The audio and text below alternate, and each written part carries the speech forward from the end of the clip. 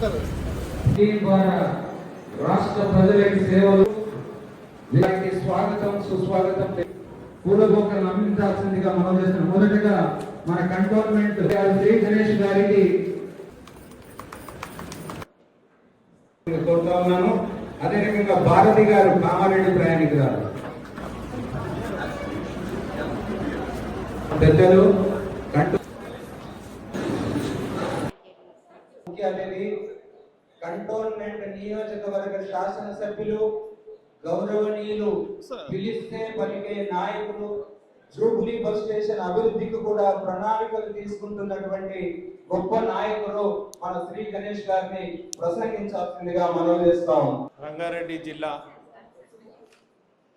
Regional manager Srilatha గారికి, deputy regional manager Saraswati గారికి, Jubilee bus station manager Ravinder గారికి, ఇక్కడున్న ఈ యొక్క స్టేషన్లో ఉన్న అందరూ ఆర్టీసీ సిబ్బందికి, అదే మాదిరిగా ఇక్కడ ఇచ్చేసిన పోలీస్ ఇన్స్పెక్టర్ గారికి, ఎస్ఐ గారికి, మీడియా మిత్రులకి, మా అక్క చెల్లెలకి, మా అన్న తమ్ములందరికీ నా యొక్క హృదయపూర్వకంగా నమస్కారాలు.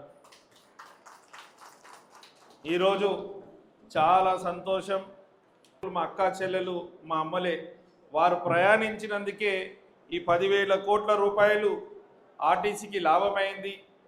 ఆర్టీసీకి లాభం అంటే గతంలో ఇప్పుడే మేడం గారు చెప్పారు, ఎంతో నష్టంలో ఉంది ఆర్టీసీ, ఏమవుతుందో ఈ యొక్క సంస్థల మీకు ఉపాధి ఉంటుందో పోతుందో అన్న భయం నుంచి ఈరోజు గౌరవ ముఖ్యమంత్రి రేవంత్ రెడ్డి గారు దీని లాభాల్లో నడిపిస్తున్నారంటే దానికి ముఖ్యంగా మీరందరూ ముఖ్యమంత్రి రేవంత్ రెడ్డి గారిని నమ్మి మీరు ఓట్లేసి వారికి కాంగ్రెస్ పార్టీకి ఆశీర్వాదం ఇచ్చినందుకే వారు మీకు సేవ చేయగలుగుతారు. ఈరోజు రాష్ట్రం అంతటా సంతోషంగా ఉండరు, ప్రతి ఒక్క వర్గం సంతోషంగా ఉండరు. ఉచితంగా బస్సు ప్రయాణం కావచ్చు, బస్సులకు కూడా ఓనర్ ఎవరు చేసిరమ్మా?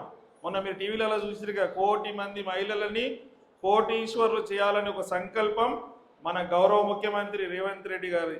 కావున వారికి మీ అందరూ చప్పట్లతో ధన్యవాదాలు తెలపాల్సిందిగా కోరుతున్నాను. మోడ్రన్ బస్ స్టేషన్తో పాటు ఇక్కడ కూడా ప్రయాణికులకు కొంచెం బస్సులు అవసరం ఉంది.